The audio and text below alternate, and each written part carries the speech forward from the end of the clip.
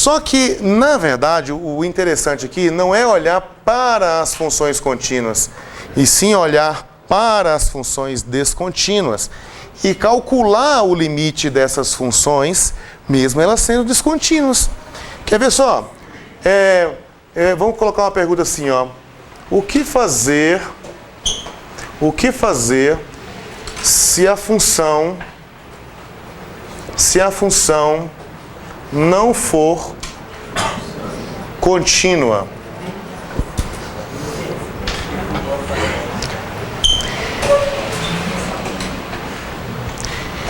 Essa resposta que eu darei a vocês aqui é uma resposta parcial.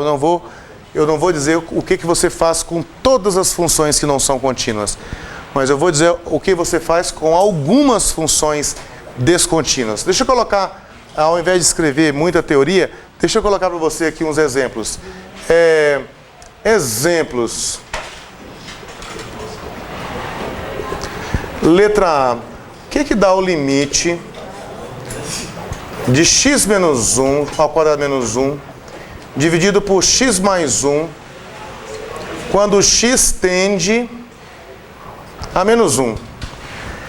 Veja, se eu colocasse qualquer valor diferente de menos 1, não teria problema nenhum, teria? Pessoal?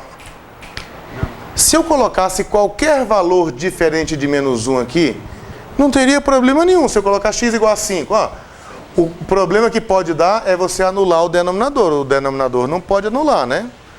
O denominador não pode anular. Então, se o denominador não pode anular, porque se anular não tem como eu calcular a imagem, né? Eu vou tentar calcular a imagem disso aqui, a imagem do menos 1. Não tem jeito. Não tem jeito. Então aí fica o problema. E aí? O fato de não existir a imagem, eu não tenho limite? Na verdade, tenho. Sim, vamos então. Ó. Vim para cá. Então eu tenho assim, limite de x quadrado menos 1 dividido por x mais 1. Aqui quando x tende a menos 1. Mas você veja o seguinte, que o menos 1 não está definida a imagem dele, porque ele produz um zero no denominador, né? Se você trocar o x por menos 1 aqui, menos 1 com mais 1 dá 0. Só que esse menos 1, vê se ele produz um zero também no numerador. Sim ou não? Sim. Ele produz um zero no numerador também. Então, veja que aqui ele produz uma indeterminação desse tipo, ó. 0 dividido por 0. 0 dividido por 0 existe? Na verdade, 0 dividido por 0, ele existe. E pode ser o número que você quiser. Porque pensa bem, qualquer número que você colocar aqui, multiplicado por 0, dá 0. O problema aqui é que essa existência não implica na existência de um único. Então, por isso que é indeterminado, por isso que chama indeterminação. Porque quando eu falo assim, 4 dividido por 2 dá 2, 2 é o único número que multiplicado por 2 dá 4. Entendeu? Agora, quando eu coloco 0 dividido por 0, pode dar 5, pode dar 7, pode dar 9, pode dar 2, pode dar 300 milhões de coisas. Aqui nós dizemos o seguinte, que nós temos uma indeterminação no menos 1 mais 1. E a ideia é a gente levantar, é a gente acabar com essa indeterminação. E geralmente esse acabar com a indeterminação você faz fatorando. Tem um fator lá em cima que produz um zero. E tem um fator lá embaixo que produz um zero. O que você quer é cancelar o fator que produz o zero quando você se aproximar de menos 1. Agora veja, se aproximar de menos 1 não é você estar em cima do menos 1. É só você estar perto. Então aqui você vai ter um número que vai ficar cada vez mais perto de zero. Ele vai tender a zero, mas nessa aproximação ele não é zero. E como ele não é zero, você vai poder cancelar ele. E você faz isso usando fatoração. Então esse de cima aqui, ó, eu posso reescrever esse de cima ali assim, como é que é? X ao quadrado menos 1, nós podemos escrever ele assim, né? X mais 1 vezes x menos 1. O lá de cima. E o daqui de baixo é a mesma coisa que x mais 1, quando x tende a menos 1. Tá vendo que esse aqui é o fator que vai para zero, ó. Tem um fator que vai para zero embaixo, tem um fator que vai para zero em cima. Só que ele só vai para zero, ele não é zero. Então, como ele é diferente de zero, eu posso cancelar eles.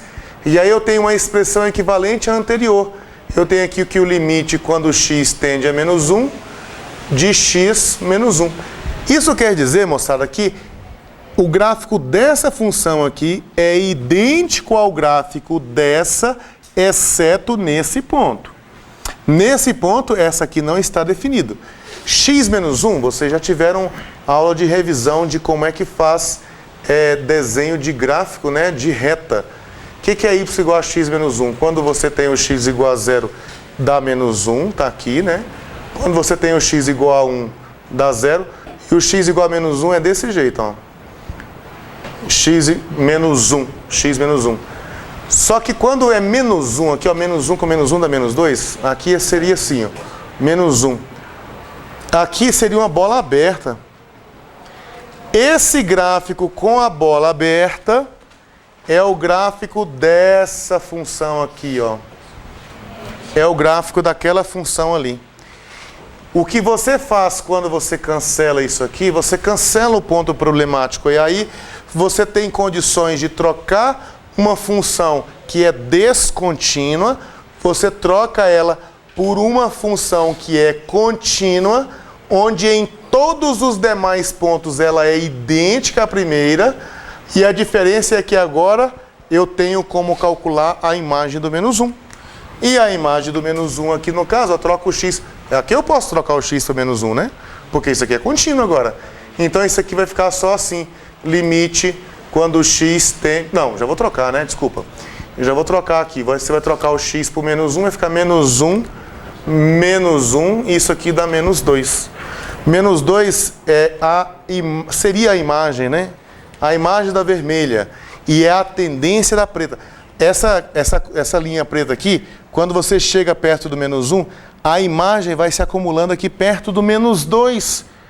Você não precisa acreditar em mim, vai lá no GeoGebra e põe o gráfico lá para você ver, né? Aqui ó, menos 2. Então eu tenho a função que é descontínua, mas mesmo assim eu calculo o limite dela. E tem um monte dessas aí. Na verdade, a graça aqui de calcular limite é você lidar com funções descontínuas. Quer ver só? É o capítulo 2, deixa eu ver aqui. É o 3, desculpa. Estou olhando no lugar errado aqui.